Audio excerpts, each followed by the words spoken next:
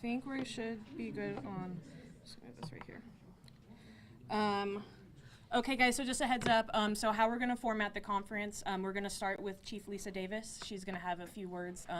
That's Lisa Davis. She's the Chief of Police for the Austin Police Department. Chief Davis is going to pass it on to Sergeant Nathan Sexton. He is one of our two homicide sergeants, Nathan, Nathan, last name Sexton, Sexton. After Sergeant Sexton, we will be fielding questions. We ask to please be patient. We ask that you don't yell out questions. Please raise your hand. Please give me the time to call on you. I'm going to call on someone and have someone on deck. There's a lot of people here. It'll make it a lot easier if we can just streamline it that way instead of talking over each other. Again, this is a very, very new open investigation. It just happened yesterday. We want to give you as much information as we can. We also ask that you're patient in the fact that we can't answer everything, but we are going to try and give you as much information as possible. After Sergeant Sexton answers his questions, we are going to reset, and we will do it in Spanish as well. So if you're not going to stay for Spanish, we would like to make that a quick transition for our Spanish media partners as well. So if you are just staying for English, we're welcome to break down and leave, and then we'll do it all in Spanish as well. Sound good? Cool. Awesome. We'll get everyone out here for you. Everyone's good on white balance. Everyone's good on audio. Are you leaving these lights off, or are they coming on? We can flip them on. Yeah, Sarah, we flip them on that way. Yeah. Clara, Yes. are you ready? Can you flip them on? There you go. Now let's go. Yes, with the light? Yeah, let's turn them on. That's one turns these off. Yeah, that's the one they want. Yeah. Yeah. Everyone good on? Is there another one? That one is burnt out right now. Everyone's good on white balance, sound, lighting. That one's burnt out. Ready? Yeah, I think we're good. All right, you guys, we're gonna bring everyone out. Yep. Thank you.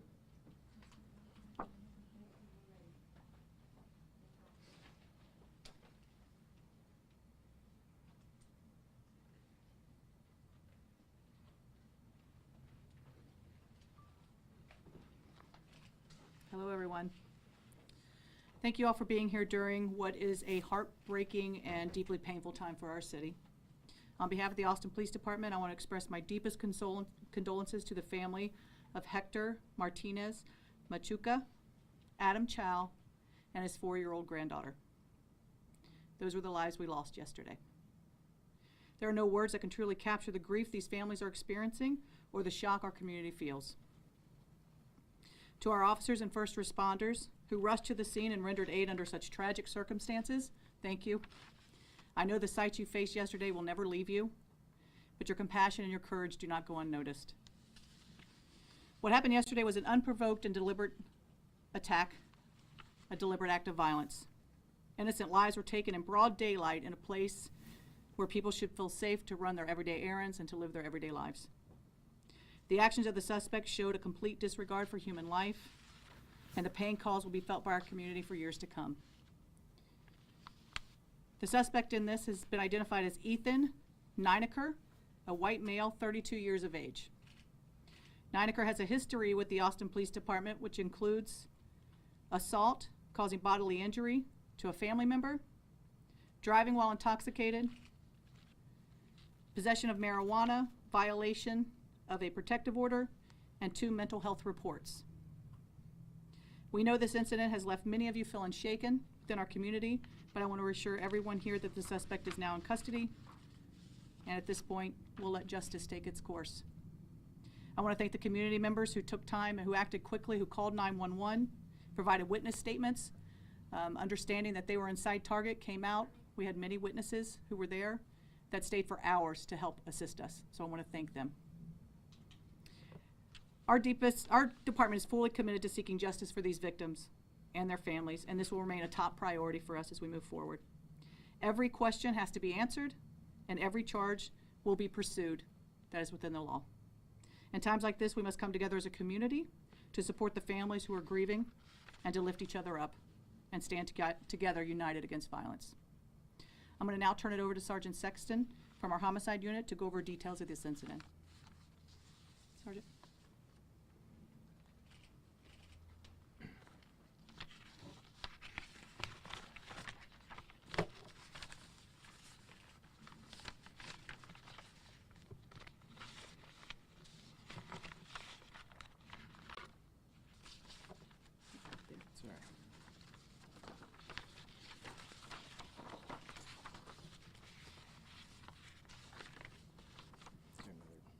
Okay.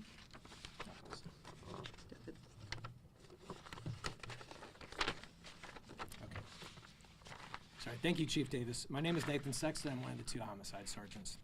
Yesterday on Monday, August 11th, at approximately 2:15 p.m., officers responded to multiple calls of 911 shooting at the target at 8601 Research Boulevard. When officers arrived, they found target employee Hector Martinez Machuca suffering from gunshot wounds. He was transported to the hospital where he was later pronounced deceased. Nearby, officers located Adam Chow, his wife, and their 4-year-old granddaughter. Mr. Chow and the child had been fatally shot, and Mr. Chow's wife had sustained minor injuries. Our investigation showed that the suspect, Ethan Nineker, first shot Mr. Martinez Machuca as he was collecting carts in the parking lot. He then approached Chow's family vehicle, shooting and killing Mr. Chow and the 4-year-old before assaulting Mrs. Chow and stealing their gray Toyota 4Runner. Over the next hour, Nineker committed multiple crimes, including attempting to steal a water truck, causing multiple crashes, assaulting another female driver, and stealing her Volkswagen. He also attempted to break into a Waymo vehicle, vandalized the home of an acquaintance, and was later seen naked in a residential backyard. Officers ultimately located him walking on Montclair Street. After refusing commands, he was tased and taken into custody at 3:06 p.m. As for the charges, Nineker has been charged with 2 counts of capital murder for the deaths of Adam Chow and the 4-year-old juvenile victim, as well as the first-degree felony murder of Hector Martinez Machuca. Additional charges are pending related to assaults, vehicle thefts, and property damage. This case is being investigated as Austin's 39th, 40th, and 41st homicide of 2025. We are asking for anyone who has additional information. We know there are many people out there who may have recorded this, taken photos, any digital evidence. Right behind here, Chief, sorry. There's a QR code. We're asking anyone that has witness accounts, video footage, please contact APD at 512-974-TIPS. You may also submit the tips anonymously to the Capital Area Crime Stoppers or crimestoppers.org, or by calling 512-472-8477, or by using the QR code here displayed. Raise your hand for questions. Okay, we'll start with Betty, then go to Kelsey. Do you know how he got the weapons he used, or if he had a license for those weapons? I don't know about the license. The firearm was acquired through family. Kelsey and then Angela. Can you explain, I know you said he started off in Research Boulevard and Target, and then he made his way carjacking multiple people and ended up in South Austin. How were you guys able to track him properly and get a hold of him in the neighborhood? Initially, we weren't. We weren't sure that it was the same person. There were no other shots fired after the initial Target incident, as far as we know. But from there, we were able to find surveillance video at multiple scenes. He was wearing the same floral Hawaiian shirt at all of these I scenes. can answer a little bit of this too, Nate. Sure. I think it's also important to recognize, as these events were unfolding, people were calling 911. We also had our air support in the air who was able to find the car and follow the car at that point. Was any flock safety cameras used at all? We no longer have flock safety cameras. Let's go to Angela, and then we'll go to the camera over here. Did the suspect, give any reason as to why he did this, what his motive may have been? He said that he was Jesus, and there was really no reason whatsoever given. It was a completely random choosing of the victims. Gosh, so I guess going off of that, what's the basis that the department says the suspect has a history of mental illness? I know that was a phrase that was used yesterday, that he has a history of mental illness. What was kind of the thing that was based on that, and if you could tell us more about that history? I think looking at his record and APD's involvement with him, I don't want to get into the specifics at this point because we are talking about medical. But again, I can say that as far as the victims he chose, those were random, but this man had some serious issues. And I think about the systems that failed. In a way, as we move forward, we're looking at this background, and again, this is going to be things that are going to be coming up in the months and the years ahead. There were some serious failures here on behalf of, many when you're looking at potentially some mental illness there. I'm just wondering if there were any recent welfare checks, and also I had heard Senator Eckhart say today that he was found naked and holding a Bible, and wondered if you could comment on that. That is when officers approached him, and he was tased at that point and taken into custody. And then any recent welfare checks? I don't recall any that I saw. Here and then Adrian. Can you confirm if he was employed before this incident, and if there was anybody that was concerned about his behavior prior to this? I talked to somebody that knew him that said that he was Nathan, did you want to answer that? Unknown. Nothing? Now, the people are very scared of these type of incidents. What are doing for preventing these type of things when the people are going crazy with a gun?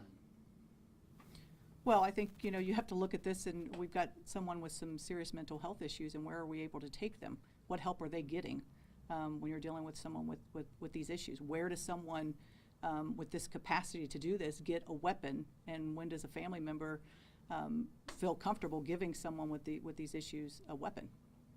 Go to Mario, and then we'll head back over here. With the criminal history that he has, a lot of people are asking how was he wandering in the street, like how he wasn't part of the criminal justice, why was he free? Yeah, I think looking at his record, I don't think we had any incidents with him. I think 2024 was the last contact we had, and that was him calling for some found property that he was turning over to us. I have not had an opportunity, and I don't know that Nathan has from Homicide, an opportunity to delve into his history here and what each case, where that developed from. Over here, and then we'll go back to you. Yeah, you guys said, when you found him, it was a family member's gun. Did you guys end up recovering that weapon? Do you have any other details on that weapon specifically? We do, yes. So I'd mentioned he had crashed out that gray 4Runner, and it was recovered in that vehicle before he switched and then proceeded to assault other people without a gun. Do you know how many shots were fired? I don't, that's unknown at this time. We're still collecting all the information, but it's believed the only shots fired were at the target. And piggybacking on that, could the family face any charges for allowing this weapon to get into his hands? Or, I don't know all the details of it, but what could we see there? Sure, unknown. We still have to investigate that. We'll hear in the red, and then up here. Yeah, sorry. That was gonna be my question, is whether or not the family member would be held accountable, or if there will be any accountability for the person who gave him that gun. Sure, like I said, we still have to look into it. And on the history of mental health, are you guys aware of a specific diagnosis that he has received over time? And at any point, did he receive treatment? Was he ever put somewhere for treatment? Any more light on that? Because you said, Chief, you mentioned that the system failed. I'm just trying to get a better understanding of what part of the system actually failed. Yeah, well, I'm thinking about the past incidents that we had with him on mental health runs, and where is the follow-up there? And for someone to have the capacity to take the life of 3 innocent people and a 4-year-old child. As we move forward and are looking more into this, it will be interesting to kind of peel that back and see where those failures took place. But is there a specific diagnosis? There is not that I'm aware of, no. We'll go to Kelsey, then in the green, and even down Can you here. tell us what kind of gun he had on him? You want the gun? I don't remember the exact type. It was a handgun pistol. Status of the people who were carjacked, like injured or their cars, what can you tell us about that? Assault with injury, so like the driver of the water truck was assaulted. He's okay, it was relatively minor injury. Obviously trauma, like someone jumps in your vehicle. I think there's probably going to be more lasting injury from that. And the Volkswagen? Same thing, assaulted physically, but and thrown from the vehicle as well. Take a few more, let's go to Eva, then do we have a question in the back here? And then we'll go back over here. There was recently a bill passed through the legislature banning red flag enforcement of guns, basically keeping an anti-red flag ban is what it was. And I know that hasn't gone into effect yet, but I'm curious if this has you concerned about, Austin's ability to keep guns away from people who maybe shouldn't have them. Well, I think I need to learn more about this instance, right? And was this gun handed to him? How was this given, before I make any type of statement like that? Do you know if he was on any drugs at the time? And then Do you want to talk about that? Sure. The press release mentioned something about him throwing a brick in someone's window from his Bible study. Do you know more about how that was called in and more about the Bible study connection there? Sure, we're still looking into the drug portion of it. He could have been under the influence of narcotics. It might not necessarily be all attributed to mental illness, so we're still investigating all of that. The brick through the window was called in by somebody he had known who had claimed to have had Bible study with him in the past. So he recognized him and just called his window being vandalized, and then he left that scene and proceeded to move on. We'll do here, Betty, and then finish here. Yeah, Target told us to ask you guys any questions as regards to their situation. They told me today that the store is closed. Do you guys have any timeline as to when that Target will reopen? We do not know. As soon as we clear the scene, which we did last night, it was in their custody, so we're not holding it for any other reason, so it's up to them as to when they were to reopen. Oh, can you elaborate the timeline when you said that he tried to steal the water truck, couldn't start it, and then he just got to the Toyota where the cows were in? Yes. So tell me the specific incidents, the times you're looking for? Yeah, so the water truck, before he got to the 4Runner, he didn't start the truck. So the water truck was at about 2:20 p.m. and then the Volkswagen 2:25. Was it because he couldn't start that truck? And that's Correct. why he went to There's video of it, and he's sitting there trying to start it, and you can tell that he cannot operate the vehicle. Let's go to Betty and we'll finish out over here. Do you feel like flock safety cameras would have helped even more? I know y'all were quick in what you did, but would have helped even more in the pursuit of him? Yes, I'm a big fan of the and maybe not flock camera, definitely a fan of the LPR and what that can do. And when you're looking at violent crimes such as this, it absolutely helps in the apprehension. Yes. And what do we know about the suspect? Did he live alone? Did he live with family? What kind of job did he do? Was he functioning? You know, if you came across him on any given day, would you think he's a properly functioning person? From what I heard, he worked at a restaurant nearby and lived alone. And that's as far as I know about him. Thanks so much. And we'll do one more from Angela. When somebody has a mental health hold placed on them, The police department, we're called to either a suspected mental issue. Officers respond, they talk to the person, and if in their opinion they do need medical help, they are then transported and a hold is put on them. An emergency detention hold is placed, I believe up to 72 hours. Thanks, guys. We're going to reset for Spanish.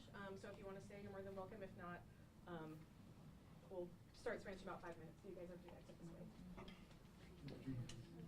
We got to start.